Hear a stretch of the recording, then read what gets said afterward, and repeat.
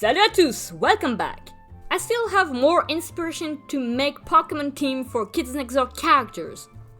Last time I took a closer look at other Sector V family members and with Shirley at the end, it gave me more ideas. I will give a Pokémon team for each of the presidential crew, including President Uno, Vice President Gilligan, Chief of Staff Sanban, General Beetles, and Prisoner Lincoln. We're starting with President Nigel Uno. Yes, I know that means Nigel has 3 different Pokémon teams, but he's my favorite character, so While it was number 1 in the body of his future self, meaning that we actually don't see what the real, quote-unquote real, president, we still know what he could be like with some hints from the episode. According to number 1600, his father is a kid-hating adult who only cares about his stupid hair. So for his Pokémon team, once again, he will keep 2 of his original Pokémon. His starter, obviously Charmander, is now a Charizard who can Gigantamax.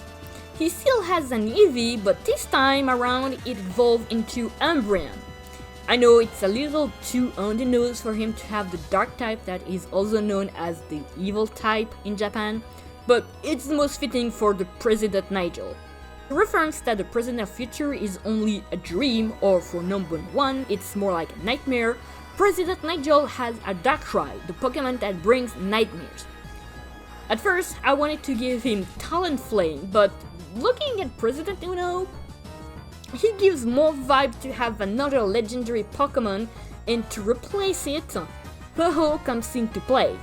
And because he seems to be pretty much evil, he will definitely have a Mewtwo on his team.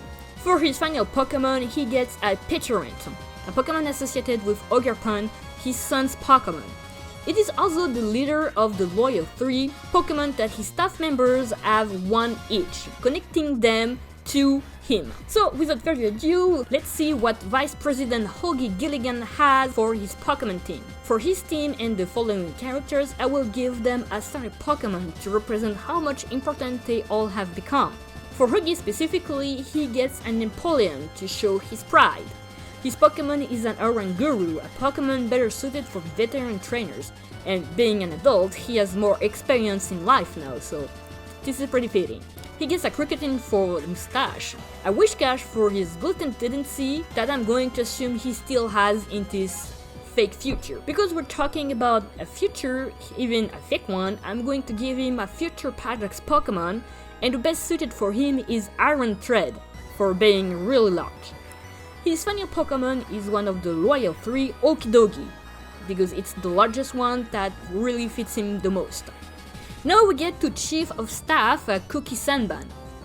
Her starter is the Fox, because she's a Foxy secretary.